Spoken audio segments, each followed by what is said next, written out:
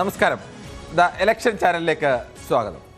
നമ്മൾ ഓരോ ദിവസവും ഓരോരോ ജില്ലകൾ, ഓരോ ജില്ലയിലും LDFിൻ്റെയും UDFിൻ്റെയും സാധ്യതകൾ ഏതെല്ലാം മണ്ഡലങ്ങളിലാണ്, അവർ ഉറപ്പായും പ്രതീക്ഷിക്കുന്ന മണ്ഡലങ്ങൾ ഏതെല്ലാമാണ്, കടുത്ത മത്സരം നടത്തി ഇരു മുന്നണികളും ആഗ്രഹിക്കുന്ന മണ്ഡലങ്ങൾ ഏതെല്ലാമാണ്, ഇനി കിട്ടില്ല എന്ന് ഇരു മുന്നണികളും ഒരുപോലെ ഉറപ്പിച്ചു പറയുന്ന മണ്ഡലങ്ങൾ. തിരുവനന്തപുരവും കൊല്ലവും ആലപ്പുഴയും നമ്മൾ പരിശോധിച്ചു.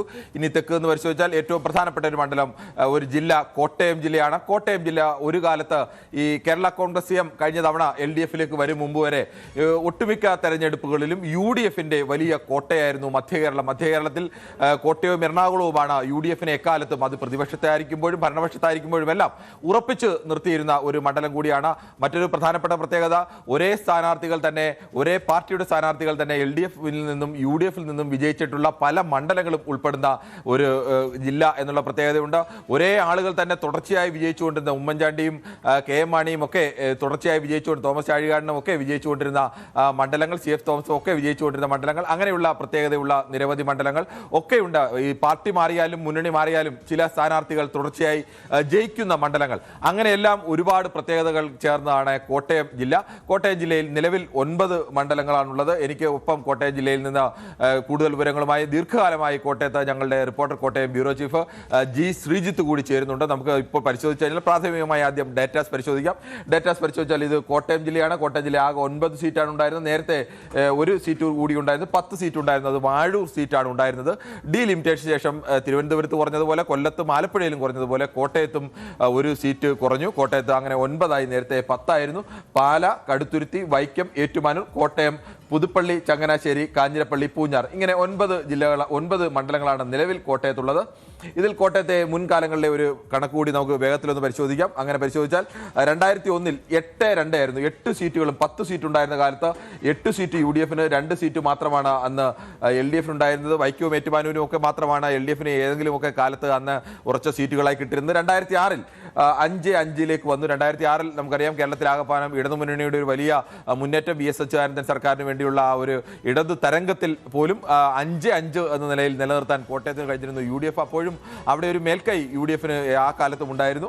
2011 LDFിന് 2 സീറ്റും 7 സീറ്റും, അതും ഈ വൈക്കവും ഏറ്റുമാനൂരും മാത്രമാണ്. സുരേഷ് കുറുപ്പും അവിടെ മത്സരിച്ചത്, K അജിത്ത് ആയിരുന്നു അന്ന് ജയിച്ചത്. അങ്ങനെ 2 പേർ മാത്രമായിരുന്നു അന്ന് ഉണ്ടായിരുന്നത്. 2011 2-7 ആയിരുന്നു. അത് പിന്നീട് 6-2-1 ആയി. 2016 എന്ന് പറയുമ്പോൾ 2 സീറ്റ് മാത്രം LDF നിൽക്കുമ്പോൾ UDFിന് 6 സീറ്റായിരുന്നു. ഒരു സീറ്റ് അന്ന് സ്വതന്ത്രനായി മത്സരിച്ച് വിജയിച്ച PC ജോർജ് ആണ്. ആ PC ജോർജിന്റെ പൂഞ്ഞാറൊക്കെ നമുക്ക് പ്രത്യേകം തന്നെ പരിശോധിക്കേണ്ടതാണ്. പല മുന്നണിയിലും പല പാർട്ടിയിൽ നിന്ന് PC ജോർജ് തുടർച്ചയായി ജയിച്ചുകൊണ്ടിരുന്ന മണ്ഡലം, 2 തവണ മാത്രം തോറ്റ ഒരു മണ്ഡലം. ഇത്തവണ അദ്ദേഹം BJP ഇതുവരെ ഇല്ലാത്ത ഒരു മുന്നണിയുടെ ഭാഗമായി മത്സരിക്കുന്നു. 2021 എത്തിയപ്പോഴും അതിന്റെ ഏറ്റവും പ്രധാനപ്പെട്ട പ്രത്യേകത, 2021 കോട്ടയം ജില്ലയിലെ ഏറ്റവും പ്രധാനപ്പെട്ട പാർട്ടികളിലൊന്നായ കേരള കോൺഗ്രസ് മാണി വിഭാഗം LDFിലെത്തുന്നു. LDFിലെത്തിയോടുകൂടി അവിടെ ആദ്യമായി LDFിന് അങ്ങനെ ഒരു മേൽക്കൈ, അതിശക്തമായ രീതിയിലേക്ക് ഒരു മേൽക്കൈ ഉണ്ടാകുന്നു. അത് 5-4 എന്ന തരത്തിലേക്ക് മാറുന്നു. അപ്പോഴും കോട്ടയത്തിന്റെ ഒരു പ്രത്യേകത, 4 സീറ്റ് നിലനിർത്താൻ UDFിന് കഴിഞ്ഞിട്ടുണ്ട്. മറ്റു പല ജില്ലകളും പാടെ UDF തകർന്നു പോകുമ്പോഴും പിടിച്ചു നിൽക്കാൻ UDFിന് കഴിഞ്ഞ, അങ്ങനെ എല്ലാ കാലത്തും UDFിന്റെ ഒരു വലിയ കരുത്തുറ്റ ജില്ലയായിരുന്ന കോട്ടയത്തിന് കഴിഞ്ഞ തവണ അടക്കം ഒരു സീറ്റ് വ്യത്യാസത്തിൽ പിടിച്ചു നിൽക്കാൻ കഴിഞ്ഞു എന്നുള്ളതുകൊണ്ട് നമുക്ക് വേഗത്തിലൊന്ന് പരിശോധിച്ചു കഴിഞ്ഞാൽ പാലയുടെ സ്ഥിതി കാണാം. പാല UDF മാത്രം വിജയിച്ചു, ഒറ്റ തവണ മാത്രമാണ് LDF വിജയിച്ചത്. അത് 2019 ഉപതെരഞ്ഞെടുപ്പിലായിരുന്നു. പാല എന്ന് പറഞ്ഞാൽ സ്ഥിരമായി KM മാണി 50 വർഷം, അരനൂറ്റാണ്ട് കാലം KM മാണി എന്ന ഒറ്റ വ്യക്തിയെ മാത്രം, 2-3 തലമുറ KM മാണിക്ക് മാത്രമാണ് നിയമസഭയിലേക്ക് വോട്ട് ചെയ്തിട്ടുള്ളത്. പക്ഷേ KM മാണിയുടെ മരണശേഷം നടന്ന ആദ്യ തെരഞ്ഞെടുപ്പിൽ ടോം ജോസ് പുലിക്കുന്നിലിനെ പരാജയപ്പെടുത്തി ക്രമാനുഗതമായി KM മാണിയുടെ വോട്ട് ഭൂരിപക്ഷം കുറച്ചുകൊണ്ടുവന്ന മാണി സി കാപ്പൻ അന്ന് LDFിൽ നിന്ന് ജയിക്കുന്നു. അതിനുശേഷം KM മാണി വിഭാഗം LDFിലെത്തുമ്പോൾ മാണി സി കാപ്പൻ LDFിൽ നിന്ന് UDFിൽ പോയി, UDFിൽ നിന്നും മാണി സി കാപ്പൻ ജയിക്കുന്നു. കടുത്തുരുത്തിയുടെ പ്രത്യേകത അറിയാം. കടുത്തുരുത്തിയിൽ മോൻസ് ജോസഫിന്റെ മണ്ഡലമാണ്. അവിടെയും LDFിലേക്ക് കേരള കോൺഗ്രസ് നിന്ന ഒരു കാലത്ത് മാത്രമാണ് കടുത്തുരുത്തിയിലും അങ്ങനെ ഒരു മാറ്റം ഉണ്ടായിട്ടുള്ളത്. ബാക്കിയെല്ലാം UDFിന്റെ തന്നെ മണ്ഡലമാണ്. മറ്റൊന്ന് വൈക്കം മണ്ഡലം പരമ്പരാഗതമായി തന്നെ LDFിന്റെ ഏറ്റവും പ്രധാനപ്പെട്ട മണ്ഡലമാണ്. KR നാരായണനും വിജയിച്ച മണ്ഡലമാണ്. കോൺഗ്രസിൽ നിന്ന് 2 തവണ മാത്രമാണ് വൈക്കത്ത് ആകെ ഉണ്ടായിരുന്നതിൽ 16-ൽ 2 തവണ 14 തവണയും വിജയിച്ചത്. അവിടെ CPIയുടെ അധികാരന്മാരായ നേതാക്കളൊക്കെ വിജയിച്ച മണ്ഡലമാണ്. P നാരായണനും K അജിത്തും CK ആശയും ഒക്കെ വിജയിച്ച 2 തവണ വീതം ജയിച്ചതാണ്. അതാണ് വൈക്കം മണ്ഡലം. വൈക്കം മണ്ഡലം മാത്രമാണ് ഈ കോട്ടയം കോട്ടയം ജില്ലയിൽ ഏതെങ്കിലും ഒരു മണ്ഡലം സ്ഥിരമായി ചുമന്നു തന്നെ കഴിഞ്ഞ 5 തെരഞ്ഞെടുപ്പിലും ചുവപ്പ് തന്നെ നിൽക്കുന്ന ഇടതുപക്ഷത്തിനൊപ്പം തന്നെ മാത്രം ഉറച്ചു നിന്ന ഒരേ ഒരു മണ്ഡലം അത് വൈക്കമാണ്. മറ്റൊന്ന് ഏറ്റുമാനൂരാണ്. ഏറ്റുമാനൂരിനെ സംബന്ധിച്ച് 4 തവണ തോമസ് ചാഴിക്കാടൻ ജയിച്ച മണ്ഡലമായിരുന്നു ഏറ്റുമാനൂർ. അതിനുശേഷം സുരേഷ് കുറുപ്പാണ് 2011 അത് പിടിച്ചെടുക്കുന്നത്. സുരേഷ് കുറുപ്പ് 2 തവണ വിജയിക്കുന്നു. 2021 VN വാസവൻ അവിടെ വിജയം ആവർത്തിക്കുന്നു. സുരേഷ് കുറുപ്പിലൂടെ പിടിച്ചെടുത്ത മണ്ഡലം VN വാസവൻ 2021 വിജയം ആവർത്തിക്കുന്നു. മറ്റൊന്ന് കോട്ടയം മണ്ഡലമാണ്. കോട്ടയത്തേക്ക് വരുമ്പോൾ TK രാമകൃഷ്ണനും VN വാസവൻ നേരത്തെ ഒരിക്കൽ ജയിച്ചിട്ടുണ്ട്, പരാജയപ്പെട്ടിട്ടുണ്ട്. മെഴ്സിരവ് വിജയിച്ചിട്ടുണ്ട്. കോട്ടയത്ത് പിന്നീട് തിരുവഞ്ചൂർ 2011 എത്തിയ ശേഷം തിരുവഞ്ചൂരിനെ പരാജയപ്പെടുത്താൻ കഴിഞ്ഞിട്ട് തിരുവഞ്ചൂർ ഓരോ തവണയും അദ്ദേഹത്തിന്റെ ഭൂരിപക്ഷം വർദ്ധിപ്പിച്ചു കൊണ്ടുവന്ന ഒരു മണ്ഡലമാണ് കോട്ടയം. മറ്റൊന്ന് പുതുപ്പള്ളിയാണ്. പുതുപ്പള്ളി നേരത്തെ നമ്മൾ വൈക്കം പറഞ്ഞ പോലെ പുതുപ്പള്ളിയുടെ കാര്യത്തിൽ ഒറ്റ അജണ്ട മാത്രമേ ഉള്ളൂ. അത് UDF മാത്രമാണ്. അത് ഉമ്മൻചാണ്ടിയുടെ മണ്ഡലമായിരുന്നു. 70 മുതൽ ഉമ്മൻചാണ്ടി മാത്രം വിജയിച്ചിട്ടുള്ള മണ്ഡലം. ഉമ്മൻചാണ്ടിയുടെ മരണശേഷം നടന്ന തെരഞ്ഞെടുപ്പിൽ ഉമ്മൻചാണ്ടി നേടിയതിനേക്കാൾ 4 ഇരട്ടി ഭൂരിപക്ഷത്തോടുകൂടി അദ്ദേഹത്തിന്റെ മകൻ ചാണ്ടി ഉമ്മൻ വിജയിച്ച മണ്ഡലം UDF. അവിടെ എപ്പോഴും UDFന്റെ പതാക മാത്രമേ ഉയർന്നിട്ടുള്ളൂ. മറ്റൊന്ന് ചങ്ങനാശ്ശേരിയാണ്. ചങ്ങനാശ്ശേരിയെ സംബന്ധിച്ച് CF തോമസ് 9 തവണ വിജയിച്ച മണ്ഡലമാണ് ഈ ചങ്ങനാശ്ശേരി.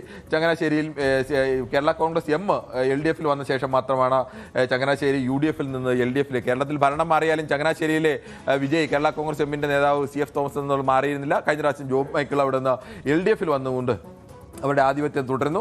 മറ്റൊന്ന് കാഞ്ഞിരപ്പള്ളിയാണ്. കാഞ്ഞിരപ്പള്ളിയെ സംബന്ധിച്ച് ഇടയ്ക്ക് അൽഫോൺസ് കണ്ണന്താനം LDF സ്വതന്ത്രനായി നിന്ന് മത്സരിച്ച് ജയിച്ച ഒരു മണ്ഡലം കൂടിയാണ് 2006. പിന്നീട് അത് കാഞ്ഞിരപ്പള്ളി UDF വരുന്നു. UDF നിന്ന് N ജയരാജ് UDF നിന്ന് വിജയിക്കുന്നു. വീണ്ടും N ജയരാജ് LDF നിന്നും N ജയരാജ് വിജയിക്കുന്നു. N ജയരാജിന്റെ മണ്ഡലമാണ്. നേരത്തെ വാഴൂരായിരുന്നു ഉണ്ടായിരുന്നത്. അത് ആഴൂരിൽ നിന്നായിരുന്നു N ജയരാജ് ഒരിക്കൽ വിജയിച്ചത്.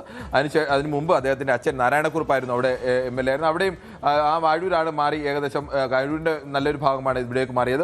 പിന്നൊന്ന് പൂഞ്ഞാറാണ്. പൂഞ്ഞാറിനെ സംബന്ധിച്ച് പൂഞ്ഞാറിലെല്ലാ കാലത്തും PC ജോർജിന്റെ ഒരു ഉറച്ച മണ്ഡലമായിരുന്നു. PC ജോർജ് LDF നിന്ന് കേരള കോൺഗ്രസ് ജെയിൽ നിന്നും ജനപക്ഷത്ത് നിന്ന് മത്സരിച്ചു, സ്വതന്ത്രനായി മത്സരിച്ചു. ഇപ്പോൾ ഏറ്റവും ഒടുവിൽ PC കഴിഞ്ഞ തവണയാണ് 80ലും 82ലും മത്സരിച്ച് വിജയിച്ചു. അതിനുശേഷം 87ൽ പരാജയപ്പെടുന്നു. അതിനുശേഷം മത്സരിച്ച തുടർച്ചയായ തെരഞ്ഞെടുപ്പുകളിലൊക്കെ PC ജോർജ് വിജയിക്കുന്നു. PC ജോർജ് വിജയിച്ച ശേഷം കഴിഞ്ഞ 2016ൽ സ്വതന്ത്രനായി നിന്ന് 3 മുന്നണികളെയും ഒരേപോലെ പരാജയപ്പെടുത്തി PC ജോർജ് അവിടെ വലിയ ഭൂരിപക്ഷത്തിൽ 30,000-അടുത്ത ഭൂരിപക്ഷത്തിലൊക്കെ ടോമി കല്ലാനിയൊക്കെ മത്സരിച്ച് അവിടെ മത്സരിക്കുമ്പോഴും അവിടെ അദ്ദേഹത്തെ അടക്കം പിന്തള്ളിക്കൊണ്ട് അവിടെ ജയിക്കുന്നു. 2021ലാണ് PC ജോർജിന് ആദ്യമായി പൂഞ്ഞാറിൽ അടിതെറ്റുന്നത്. 2021ൽ ആണ് ടോമി കല്ലാനിയെ 3ാം സ്ഥാനത്തേക്ക് തള്ളി PC ജോർജ് 2ാം സ്ഥാനത്തേക്ക് വരുന്നു. സെബാസ്റ്റ്യൻ കുളത്തുങ്കൽ 1ാം സ്ഥാനത്ത് വന്ന് അവിടെ വിജയിക്കുന്നു. അവിടെയാണ് ഇപ്പോൾ വീണ്ടും മത്സരിക്കുന്നത്. നമുക്ക് ഓരോ മണ്ഡലങ്ങളായി എടുത്താൽ നമുക്ക് UDFന്റെ പ്രതീക്ഷ. UDF 3 മുതൽ 6 സീറ്റുകൾ വരെയാണ് പ്രതീക്ഷിക്കുന്നത്. 1 പുതുപ്പള്ളി, 2 കടുത്തുരുത്തി, 3 കോട്ടയം. ഈ 3 മണ്ഡലങ്ങളും UDFനെ സംബന്ധിച്ച് വിജയിക്കുക എന്നുള്ളതിന് യാതൊരുവിധ സംശയവുമില്ല. 100% എന്ത് വലിയ കൊടുങ്കാറ്റ് ഇടതുമുന്നണിക്ക് അനുകൂലമായി വന്നാലും ഈ 3 മണ്ഡലങ്ങൾ വിജയിക്കുമെന്ന് UDF ഉറപ്പിച്ചു വരുന്ന അവർ സാധ്യത കാണുന്ന മണ്ഡലങ്ങൾ പൂഞ്ഞാറ്, ചങ്ങനാശ്ശേരി, ഏറ്റുമാനൂർ എന്നീ മണ്ഡലങ്ങളാണ്. അവർ കടുത്ത മത്സരം നേരിടുന്നു എന്ന് കാണുന്നത് വലിയ ഒരു UDF തരംഗം കേരളത്തിൽ വീശിയടിച്ചാൽ വിജയിക്കാൻ സാധ്യതയുണ്ട് എന്ന് കാണുന്നതാണ് ഈ കടുത്ത മത്സരം എന്ന് പറയുന്നത്. കാഞ്ഞിരപ്പള്ളി, പാല, വൈക്കം ഈ 3 മണ്ഡലങ്ങളാണ് കടുത്ത മത്സരം വന്നാൽ ജയിക്കുമെന്ന് പ്രതീക്ഷിക്കുന്നത്. മറ്റൊന്ന് കോട്ടയത്തെ LDF പ്രതീക്ഷയാണ്. അവർ ഉറച്ച പ്രതീക്ഷയെ കാണുന്നത്. വൈക്കം, കാഞ്ഞിരപ്പള്ളി, ഏറ്റുമാനൂർ, പാല ഇങ്ങനെ 4 മണ്ഡലങ്ങളാണ്. ഇതിൽ പാലയാണ് ഇത്തവണ പിടിച്ചെടുക്കുമെന്ന് അവർ പ്രതീക്ഷിക്കുന്നത്. സാധ്യത കാണുന്നത് പൂഞ്ഞാറിലും ചങ്ങനാശ്ശേരിയിലുമാണ്. നമുക്ക് ഇനി ഓരോ ഈ മുന്നണികളുടെയും സാധ്യതകളിലേക്ക് പോകാം. എനിക്കൊപ്പം ശ്രീജിത്ത് കൂടി ചേരുന്നുണ്ട്. ശ്രീജിത്ത്, ഈ പുതുപ്പള്ളി, കടുത്തുരുത്തി, കോട്ടയം ഈ 3 മണ്ഡലങ്ങളിൽ UDFന് ഏതെങ്കിലും തരത്തിൽ അസാധാരണമായ ഏതെങ്കിലും ഒരു അട്ടിമറി ഉണ്ടാവാൻ എങ്ങനെയെങ്കിലും സാധ്യതയുണ്ടോ?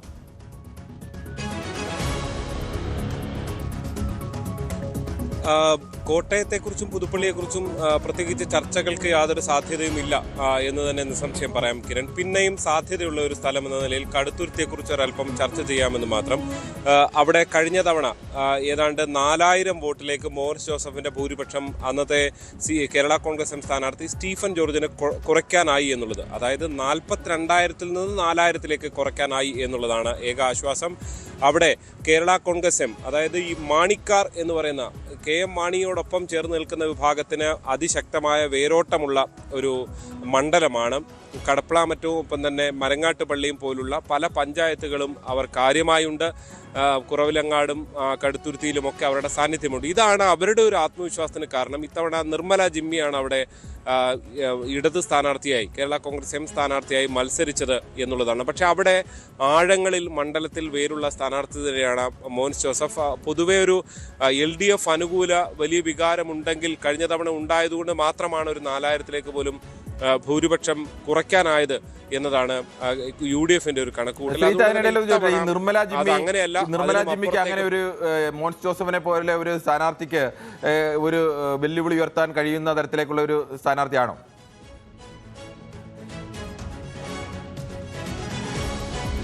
പ്രാദേശികമായി പല പിന്തുണയും നിർമ്മല ജിമ്മിക്കുണ്ട് എന്നുള്ളതാണ്. കുടുംബം ജനിച്ചു വളർന്നത് ഈ കടുത്തുരുത്തിൽ തന്നെയാണ് എന്നാണ് നിർമ്മല ജിമ്മി ചൂണ്ടിക്കാണിക്കുന്നത്. നിർമ്മല ജിമ്മിയുടെ കുടുംബത്തിൽപ്പെട്ട പല വൈദികർ അങ്ങനെ ഉൾപ്പെട്ട വലിയ കുടുംബ പാരമ്പര്യം ഈ കടുത്തുരുത്തി മേഖലയുമായി ബന്ധപ്പെട്ടുണ്ട് എന്നുള്ളതാണ് അവരുടെ ഒരു ആത്മവിശ്വാസം. മാത്രമല്ല ജില്ലാ പഞ്ചായത്ത് ഡിവിഷനിലേക്ക് അവർ കുറവിലങ്ങാട്, അതായത് കടുത്തുരുത്തിയുടെ ഭാഗമായ കുറവിലങ്ങാട് ഡിവിഷനിൽ നിന്നാണ് കഴിഞ്ഞ തവണ മത്സരിക്കുകയും വിജയിക്കുകയും ഒക്കെ ചെയ്തത്. ഇതെല്ലാം അവരുടെ ഒരു ആത്മവിശ്വാസത്തിന് കാരണമാണ്. കേരള കോൺഗ്രസ് എമ്മിനെ സംബന്ധിച്ച് വളരെ കാലമായി മുന്നിട്ട് നിൽക്കുന്ന ഒരു വനിതാ മുഖമാണ് എന്നുള്ളതാണ് നിർമ്മലയുടെ ഒരു പ്രത്യേകത. അതുകൊണ്ട് തന്നെ ആ നിലയിൽ ഒരു ഫൈറ്റ് കൊടുക്കാൻ സാധിക്കും എന്ന കണക്കുകൂട്ടലുമായാണ് കേരള കോൺഗ്രസ് എം ഇത്തവണ സ്റ്റീഫൻ ജോർജിന് പകരം നിർമ്മലയെ അവിടെ ഇറക്കിയതിന് പിന്നിൽ. ഒരു വനിതാ പ്രാതിനിധ്യം കൂടി വേണം എന്ന കണക്കും അതിന് പിന്നിലുണ്ട്.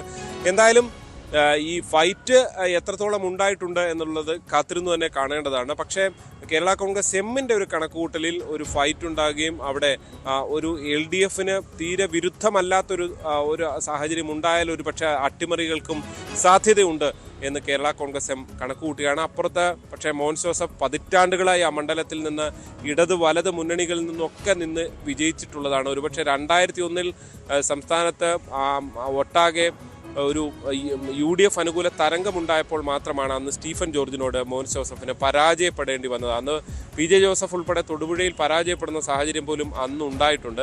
ആ ഒരു ഘട്ടത്തിൽ മാത്രമാണ് മോൻസിന് അവിടെ ഒരു അടിപതറിയത്.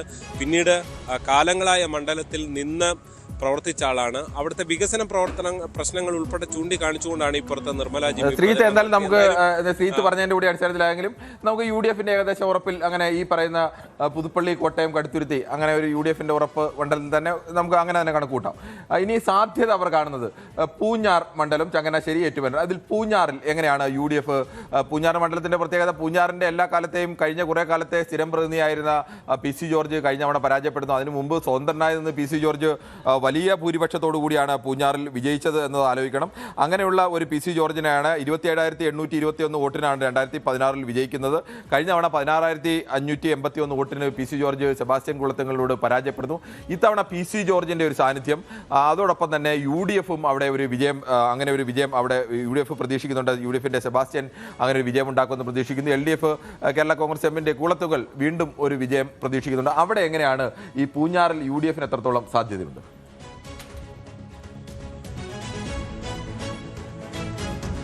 കിരൺ, ഈ ചൂണ്ടിക്കാണിച്ച 3 മണ്ഡലങ്ങൾ, പ്രത്യേകിച്ച് പൂഞ്ഞാറും ചങ്ങനാശ്ശേരിയും ഒപ്പം തന്നെ ഏറ്റുമാനൂരും, ഈ 3 മണ്ഡലത്തിനും ഒരു പൊതു സ്വഭാവം UDF അനുകൂലമായി പ്രതീക്ഷിക്കുന്നത് ന്യൂനപക്ഷ വോട്ടുകളുടെ ഏകീകരണമാണ്.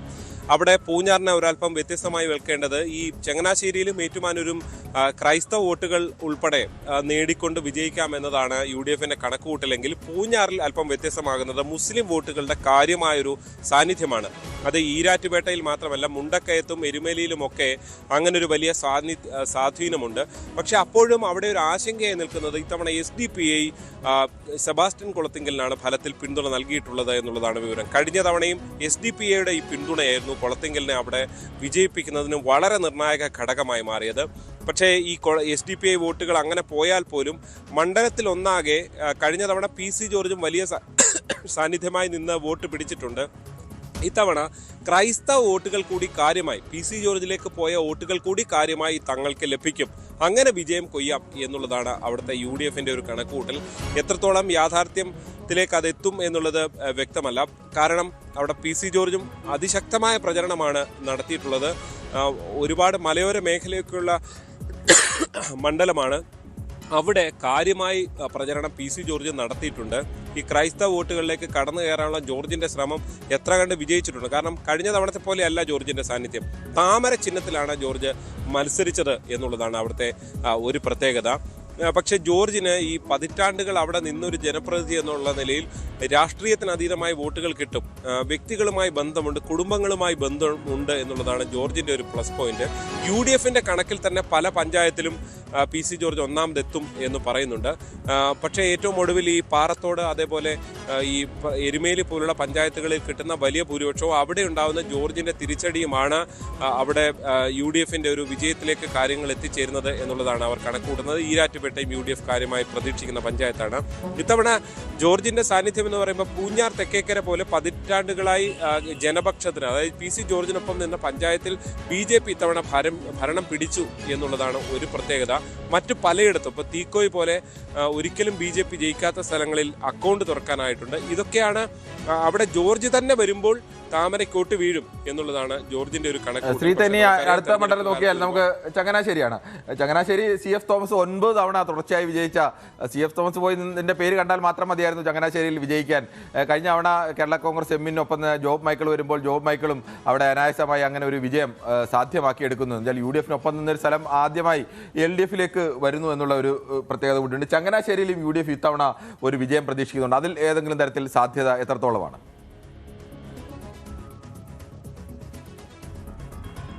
പ്രത്യേകിച്ച് ചങ്ങനാശ്ശേരി അതിരൂപതയുടെ നിലപാട് തന്നെ സർക്കാർ വിരുദ്ധമാണ് എന്നുള്ളതാണ് UDFന്റെ ഒരു ആത്മവിശ്വാസത്തിന്റെ പ്രധാന ഘടകം. ചങ്ങനാശ്ശേരി പിതാവ് തറയിൽ പിതാവൊക്കെ തന്നെ പലതവണ സമരരംഗത്ത് തന്നെ കുട്ടനാട് പോലുള്ള ജനങ്ങളുടെ പ്രശ്നം ഉന്നയിച്ച് സമരരംഗത്ത് തന്നെ സജീവമായിരുന്നു. അതുകൊണ്ട് തന്നെ ന്യൂനപക്ഷ വോട്ടുകളുടെ ഒരു ഏകീകരണം UDFത്തിന് അനുകൂലമായി ഉണ്ടാകും എന്നുള്ളതാണ് UDF കാണുന്ന ഒരു ആത്മവിശ്വാസം. പ്രത്യേകിച്ച് കഴിഞ്ഞ തവണ ജില്ലാ പഞ്ചായത്ത് ഡിവിഷനിൽ തൃക്കൊടിത്താനത്ത് ഇടത് ഡിവിഷനിൽ അട്ടിമറി വിജയം നേടിയ ആളാണ് ബിനു ജോബ് എന്ന UDF സ്ഥാനാർത്ഥി എന്നുള്ളതാണ് അവരുടെ ആത്മവിശ്വാസം. പക്ഷേ തൊട്ടിപ്പുറത്ത് കഴിഞ്ഞ 5 കൊല്ലം കൊണ്ട് തന്നെ പല വികസന പ്രവർത്തനങ്ങളും ഒരുപക്ഷെ CF തോമസിനേക്കാൾ കാര്യമായ വികസന പ്രവർത്തനങ്ങൾ കൊണ്ടുവരാൻ കഴിഞ്ഞു എന്നതാണ് ഇപ്പുറത്തെ ജോബ് മൈക്കിൾ ഒരു ആത്മവിശ്വാസമായി ചൂണ്ടിക്കാണിക്കുന്നത്.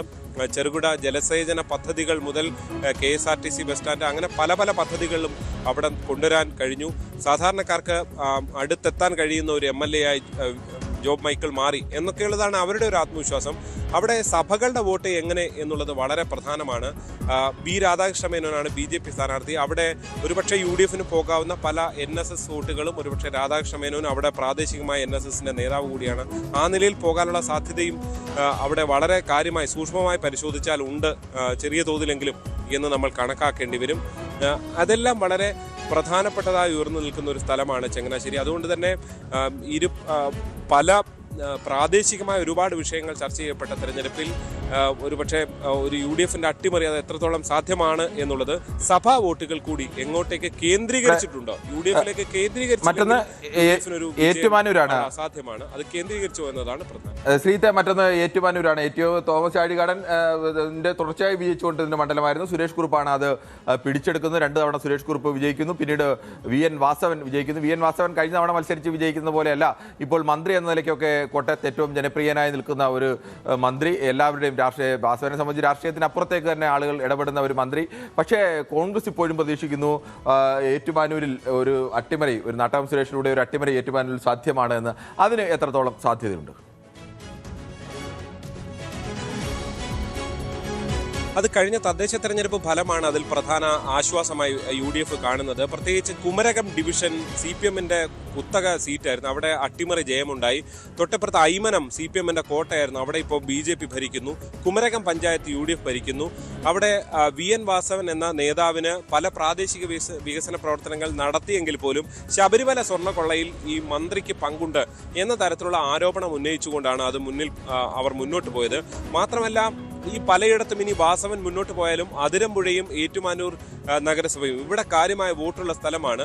ഈ 2 സ്ഥലങ്ങളിൽ വളരെ കാര്യമായ ലീഡ് നേടിയാൽ അവിടെ വിജയിക്കാം എന്നതാണ് ഈ നാട്ടകം സുരേഷിന്റെ ഒരു ആത്മവിശ്വാസമായി നിൽക്കുന്നത്. പക്ഷെ നാട്ടകത്തിന് അത്രത്തോളം സ്വാധീനിച്ച് മുന്നോട്ട് പോകാൻ കഴിയുമോ എന്ന ചർച്ചകളും UDF ക്യാമ്പിൽ തന്നെയുണ്ട്. പല നെഗറ്റീവുകളും നാട്ടകത്തിനെതിരെ ആ UDF ക്യാമ്പിനുള്ളിൽ നിന്ന് തന്നെ പ്രചരിച്ചതും കണ്ടതാണ്.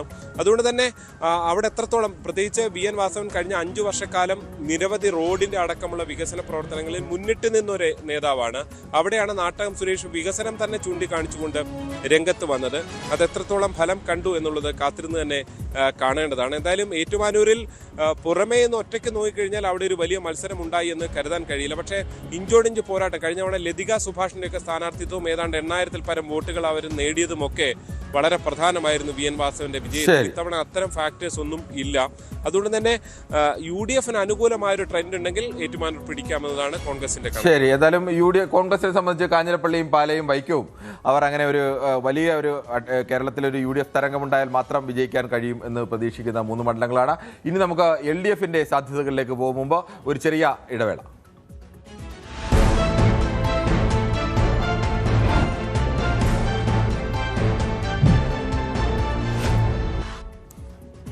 ഇലക്ഷൻ ചാനലിലേക്ക് മടങ്ങി വന്നാൽ കോട്ടയം ജില്ലയിലെ വിജയ സാധ്യതകളാണ് പരിശോധിക്കുന്നത്. നമ്മൾ UDFന്റെ സാധ്യതകൾ പരിശോധിച്ചു. ഇനി LDFിലേക്ക് വന്നു കഴിഞ്ഞാൽ LDF പ്രതീക്ഷിക്കുന്നത് കഴിഞ്ഞ തവണ LDFന് UDFന് 4 സീറ്റ് പാൻ ഇക്കുറി 4 സീറ്റ് ഉറപ്പായും ഏത് കാലാവസ്ഥയിലും ഉറപ്പായി വിജയിക്കുമെന്ന് പറയുന്ന ഒന്ന് വൈക്കമാണ്.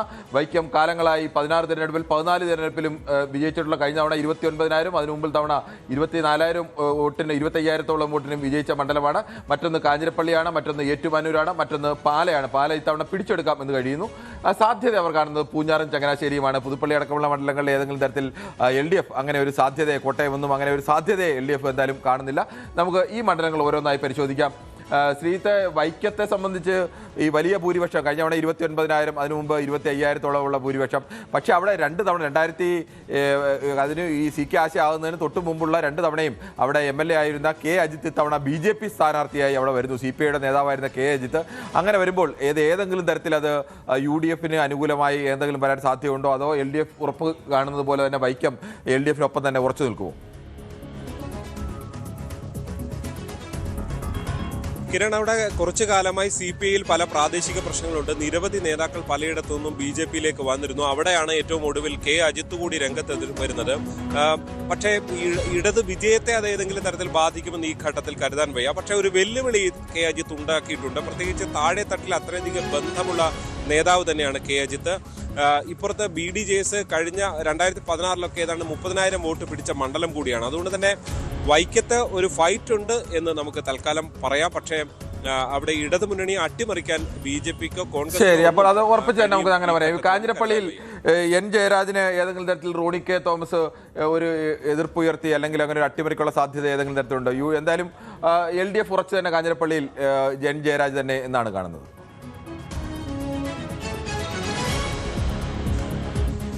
BJPക്ക് നല്ല സ്വാധീനമുള്ള മണ്ഡലമാണ് കാഞ്ഞിരപ്പള്ളി. 30,000-ൽ പരം വോട്ടുകളൊക്കെ വാങ്ങാറുള്ള ഒരു സ്ഥലമാണ് അവിടെ. പക്ഷേ ജോർജ് കുര്യൻ വളരെ വൈകി എത്തിയ ഒരാളാണ്. ആ മണ്ഡലത്തിൽ അത്രയധികം ആഴത്തിൽ ബന്ധമുള്ള ഒരാളല്ല. അവിടെയാണ് N ജയരാജിന്റെ സാധ്യത വളരെ ഉറച്ചു തന്നെ അവർ വിശ്വസിക്കുന്നത്. BJP വോട്ടുകൾ കാലങ്ങളായി പലപ്പോഴും N ജയരാജിലേക്ക്, അദ്ദേഹം ഇടതുമുന്നണിയായാലും വലതുമുന്നണിയായാലും അതിലേക്ക് എത്താറുണ്ട്. പ്രത്യേകിച്ച് NSS വോട്ടുകൾ. റോണി K ബേബി ഒരു പുതുമുഖ സ്ഥാനാർത്ഥിയെ പോലെ അവിടെ നിൽക്കുന്നു. ബ്ലോക്ക് പഞ്ചായത്തിൽ മത്സരിച്ചപ്പോൾ വിജയിക്കാൻ കഴിയാത്ത ഒരാളാണ്. പക്ഷേ കാഞ്ഞിരപ്പള്ളി രൂപതയുമായി ബന്ധമുണ്ട് എന്നുള്ളതാണ് റോണി K ബേബിയെ അവതരിപ്പിക്കുന്നതിൽ വളരെ പ്രധാനമായി വരുന്നത്. പക്ഷെ അതൊക്കെ N ജയരാജന്റെ വ്യക്തിപ്രഭാവത്തെ അട്ടിമറിക്കാൻ നമുക്ക് ആ തരത്തിൽ തന്നെ ഉറപ്പിക്കാം. ഏറ്റുമാനൂരിനെ സംബന്ധിച്ചായാലും അങ്ങനെ തന്നെ വേണമെങ്കിൽ ഉറപ്പിക്കാം. അത് LDFന്റെ ഉറപ്പായി തന്നെ നമുക്ക് കാണാം. പാലയെ സംബന്ധിച്ച് ഇക്കുറി എന്തായാലും അത് ജോസ് കെ മാണി തിരിച്ചു പിടിക്കും. പാല പിതാവിന്റെ മണ്ഡലം തിരിച്ചു പിടിക്കുമെന്നുള്ള ഒരു ഉറച്ച വിശ്വാസത്തിലാണ് നിൽക്കുന്നത് LDF. പക്ഷേ UDFിൽ അവർ ആ തരത്തിലേക്ക് അവരും ഏകദേശം അത് അംഗീകരിച്ച മട്ടിൽ തന്നെയാണ് നിൽക്കുന്നത്. പക്ഷേ സ്ഥാനാർത്ഥി മാണി സി കപ്പൻ മാത്രമാണ്, അല്ലെങ്കിൽ അദ്ദേഹത്തിന്റെ പാർട്ടിക്കാരൊക്കെയാണ് മറിച്ചൊന്നുണ്ടാവും എന്ന് പറയുന്നത്. ഈ പാലയുടെ അവസ്ഥ എന്താണ് ചുരുക്കി പറഞ്ഞാൽ?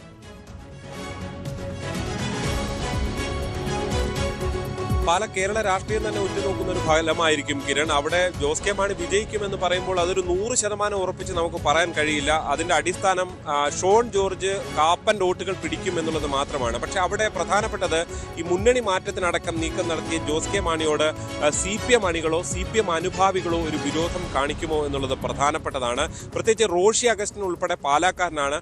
അപ്പോൾ റോഷിയും ജോസ് കെ മാണിയും തമ്മിലുണ്ടായ ഭിന്നതകളൊക്കെ നമ്മൾ കണ്ടതാണ്. അതുകൊണ്ട് തന്നെ റോഷിയോട് ഒപ്പം ചേർന്ന് നിൽക്കുന്നവർ ഒരുപക്ഷെ ജോസ് കെ മാണി വോട്ട് ചെയ്യാതിരിക്കുമോ? ഇതെല്ലാം കൗതുകം നിറഞ്ഞ വളരെ മൈന്യൂട്ടായിട്ടുള്ള ആ മണ്ഡലത്തിൽ നടക്കുന്ന രാഷ്ട്രീയങ്ങളാണ്. അതിനപ്പുറത്തേക്ക് ഷോൺ ജോർജ് അതിശക്തമായ പ്രചരണം നടത്തി എന്നുള്ളതും അദ്ദേഹം ജോസ് കെ മാണിയുടെ വോട്ടുകളിലേക്ക് അടക്കം. ശരി ശ്രീത്തെ, നമുക്ക് അങ്ങനെ എന്തായാലും ആ 4 സീറ്റ് അങ്ങനെ തന്നെ കാണാം. സാധ്യത പൂഞ്ഞാറിന്റെയും ചങ്ങനാശ്ശേരിയുടെയും സാധ്യത നമ്മൾ LDF-ഉം UDF-ഉം ഒരുപോലെ പ്രതീക്ഷ വെക്കുന്ന മണ്ഡലങ്ങളാണ്. അത് നമ്മൾ മുമ്പ് പരിശോധിച്ചു. ഇനി മറ്റൊരു പ്രധാനപ്പെട്ട ഒരു ചോദ്യം, കോട്ടയം ജില്ലയിൽ PC ജോർജും അദ്ദേഹത്തിന്റെ മകൻ ഷോൺ ജോർജും മത്സരിക്കുന്നുണ്ട്. അതോടൊപ്പം തന്നെ ജോർജ് കുര്യൻ മത്സരിക്കുന്നുണ്ട്. എവിടെയെങ്കിലും BJPക്ക് വിജയ സാധ്യത അവർ കാണുന്നുണ്ടോ, അല്ലെങ്കിൽ 2ാം സ്ഥാനത്ത് എത്താനുള്ള സാധ്യതയുണ്ടോ? അതൊന്ന് ചുരുക്കി പറഞ്ഞാൽ എങ്ങനെയാണ്?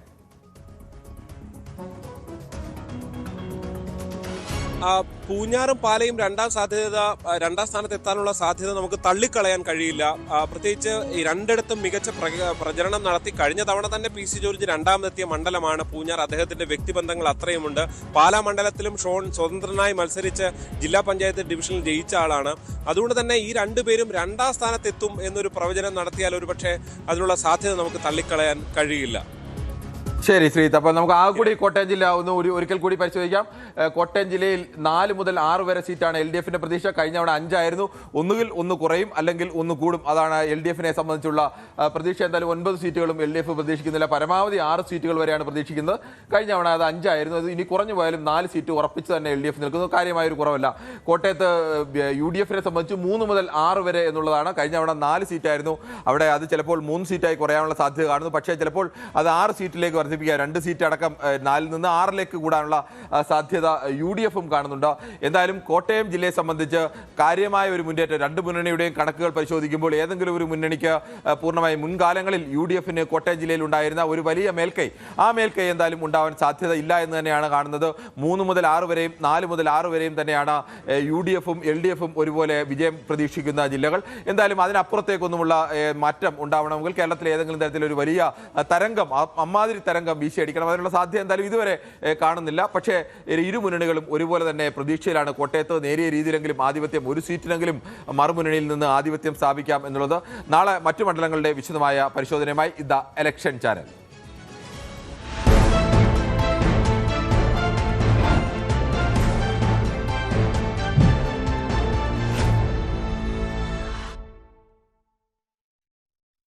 Renergy presents The Election Channel, brought to you by Renergy Systems India Private Limited, the most trusted solar energy brand.